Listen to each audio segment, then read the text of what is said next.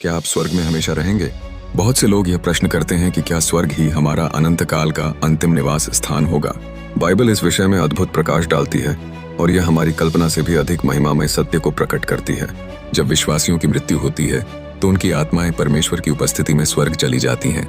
जैसा कि लिखा है, हम तो साहसी हैं और यह अधिक पसंद करते हैं कि देह से अलग होकर प्रभु के साथ निवास करें। 2 कुरिन्थियों 5:8। स्वर्ग परमेश्वर की महिमा का स्थान है जहाँ कोई दुख, पीड़ा या आंसू नहीं होते और वह उनकी आंखों से सब आंसू पोंछ डालेगा। फिर न मृत्यु रहेगी और न शोक, न रोना बिलखना, न पीड़ा रहेगी, क्योंकि जो पहले की बातें थीं वे जाती रहीं। प्रकाशित वाक्य क्लिफन 4।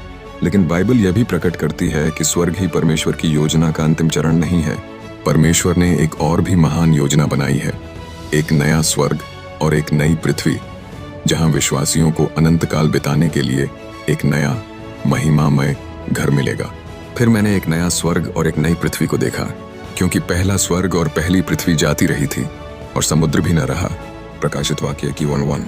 इस नए सृष्टि में परमेश्वर स्वयं अपने लोगों के बीच वास करेगा और वे महिमा प्राप्त शरीर में होंगे, जैसा कि लिखा है, क्योंकि हमारा सिटीजनशिप स्वर्ग में है और हम वहां से उद्धारकर्ता प्रभु यीशु मसीह की भी बाट जोह रहे हैं।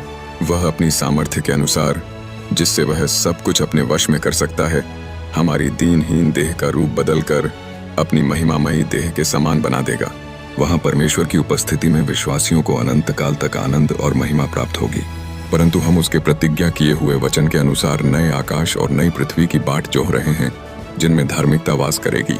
2 पत्रस 3:13। इसलिए स्वर्ग केवल एक अस्थायी निवास स्थान है, लेकिन परमेश्वर ने हमें एक शाश्वत और सिद्ध घर की प्रतिज्ञा दी है, जहां हम अनंत काल तक उसकी उपस्थिति का आनंद लेंगे।